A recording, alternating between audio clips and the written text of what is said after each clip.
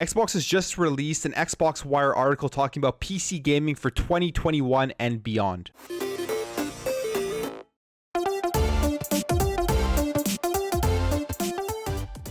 So this is an interesting article. It came out on the Xbox Wire. It's a relatively long article with a lot of information, so I will have it linked in the description below.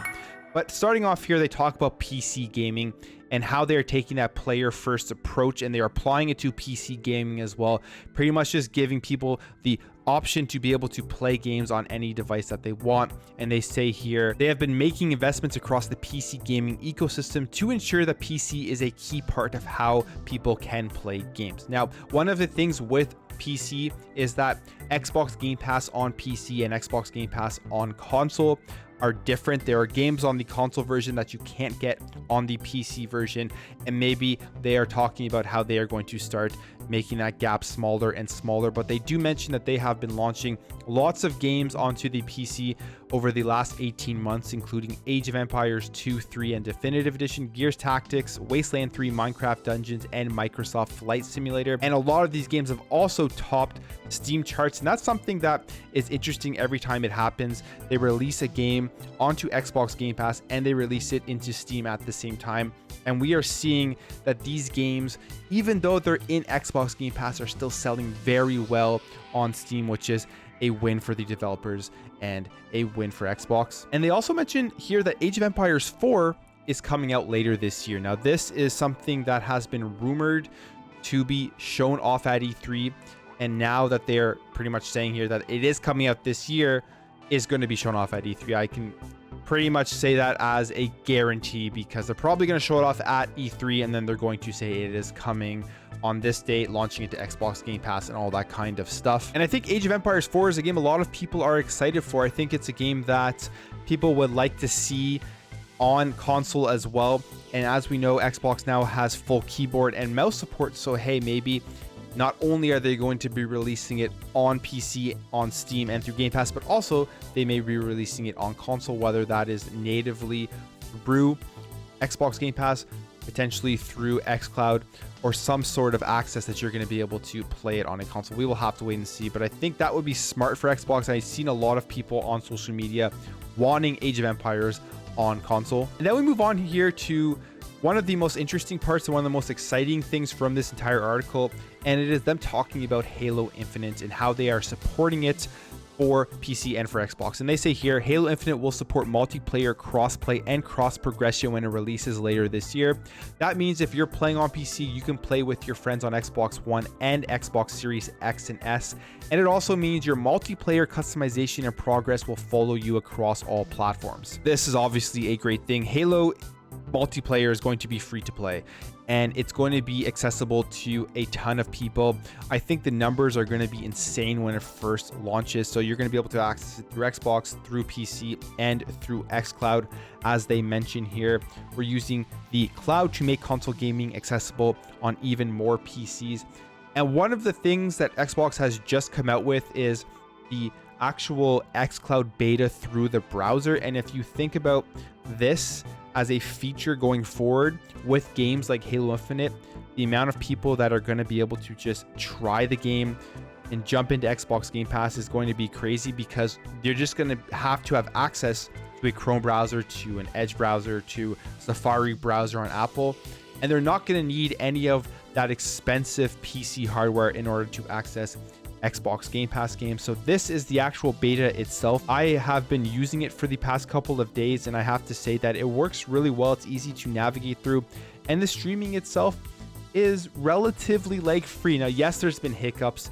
It is still a beta, but I would have to say I'm pretty impressed with what they are doing with the browser implementation of xCloud. And when Halo Infinite launches, I really hope this is available to the masses, so that people who want to try out Halo are going to be able to just launch their Chrome browser and try out the game. They continue talking about more PC stuff that they are going to be supporting, such as ultra wide and super ultra wide screens, triple keybinds, and a wide variety of advanced graphic options. So Halo has always been a console experience. Like, that's where everybody plays it until recently when they started launching the games onto PC. And it is a game that I've always played across console, and I have played the Master Chief Collection on PC as well.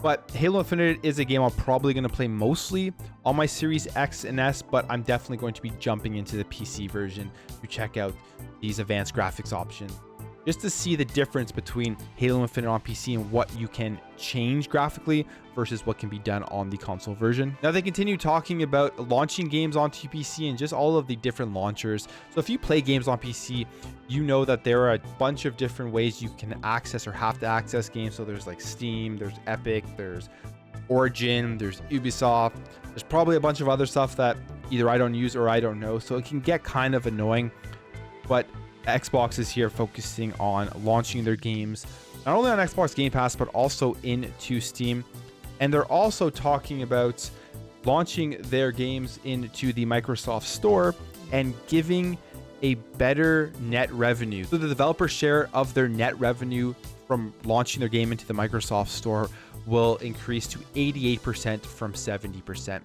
which for a developer, I'm assuming that is a massive difference. So when you put your games out onto the PC hardware, you put it into launchers, you put it into Steam, you put it into the Microsoft Store, and you get a certain net revenue share out of that when people purchase the game.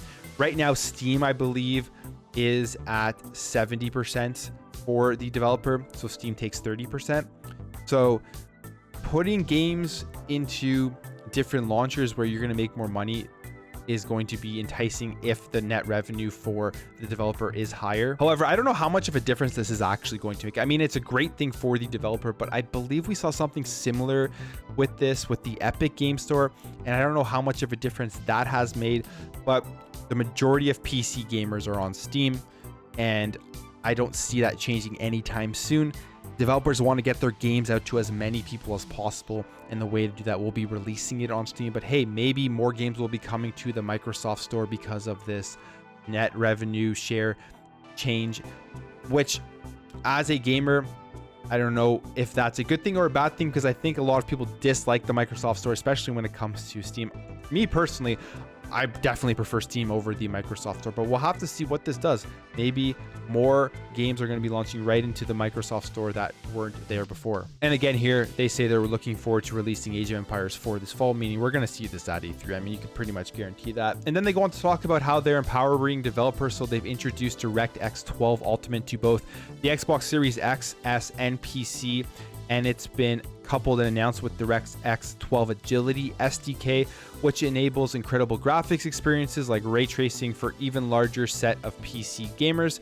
And they are adding auto HDR technology that is currently on Xbox for PC gamers, which is currently being tested with over 1,000 DirectX based games. And they're also bringing direct storage technology that's on Xbox to PC, which means vastly reduced load times and more expansive and detailed virtual worlds. So that's very cool. I think the direct storage thing is going to be awesome, because I have PC and I have an Xbox, and my Xboxes load way faster than my PC, and I have a pretty fast SSD in there.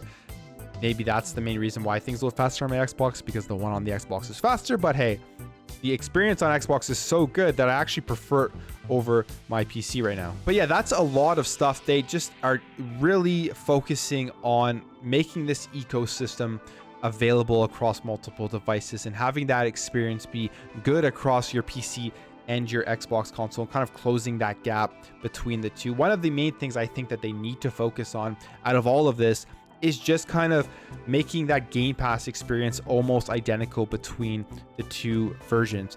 And we're slowly starting to see that, especially with things like EA Play finally getting into the PC version of Xbox Game Pass.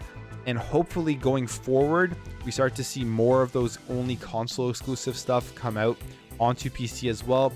And hopefully we see games like Age of Empires 4 come out over onto the console. But yeah, anyways, I just wanted to talk about this. Let me know what you think about all of this stuff in the comments below. Let me know where you guys game most. Do you game mostly on PC or on Xbox. And are you guys excited about all of this support for crossplay and cross progression with PC and Xbox and Halo Infinite?